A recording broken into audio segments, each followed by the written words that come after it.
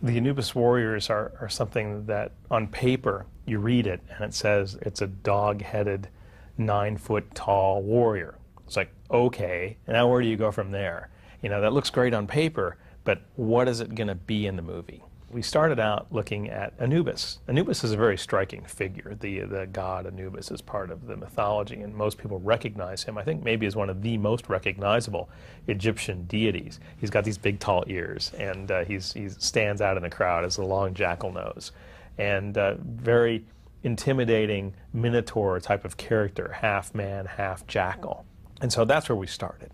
And then we started adding in the nuances, the big pointy teeth, and then pointing his ears a bit more and giving him a bit more of a Doberman look, and then stylizing the way that his fur will be so that he now has an aspect of a vicious dog, but still has the mobility and the dexterity of a human being. And he can run 35 miles an hour because he's got these legs that are used to drive him forward. So once we start building this creature and getting the sort of first layer working for him, now we add in the mummification and all of the other things that have sort of added complexity and organic interest. It's something that can't be created in our reality. We have a creature now that can only be achieved synthetically. So let's bring this intimidating character onto the screen and let's make him really fierce. The Anubis warriors are one of the most difficult sequences that we had to deal with in the movie.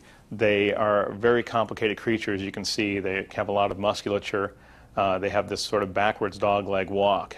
Some of this was motion captured, other was keyframed animated, but we were able to use a lot of different techniques in order to create run cycles and fighting cycles and animation cycles, and in some cases hero performance for these creatures. The commander in particular has a lot of close-up action. So here's an example of what happens when we take that sort of background and we actually paint on it. We have people at ILM whose job it is to paint these kinds of textures. They paint the skin on the mummy, they paint the skin on the Scorpion King, and they paint the skin on the Anubis warriors. You can see the detail that they put into there is trying to create an anatomical, organic reality. This is the background element for the reveal of the Anubis warriors. Those things that you see there that look like half tennis balls are actually half tennis balls. We're laying them out in a grid pattern to help us track the camera later so that everything will stay in its right place. And here we see how the tracking markers that we laid on the desert in Morocco help us make a camera match move. Camera match move is basically a virtual simulation of the real camera. We try to match things exactly so that things don't slide around and everything looks like it's got the right aspect ratio and so on. That allows us then to start blocking in the animation.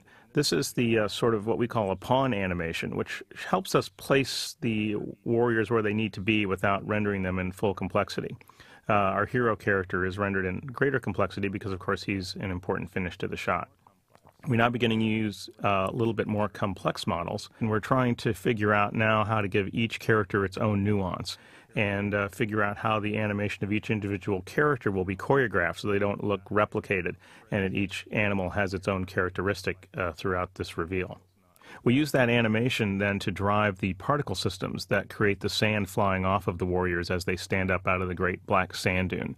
The computer figures out, using gravitational forces, how the sand should fly when the dogs shake their head, and there they are ready to charge.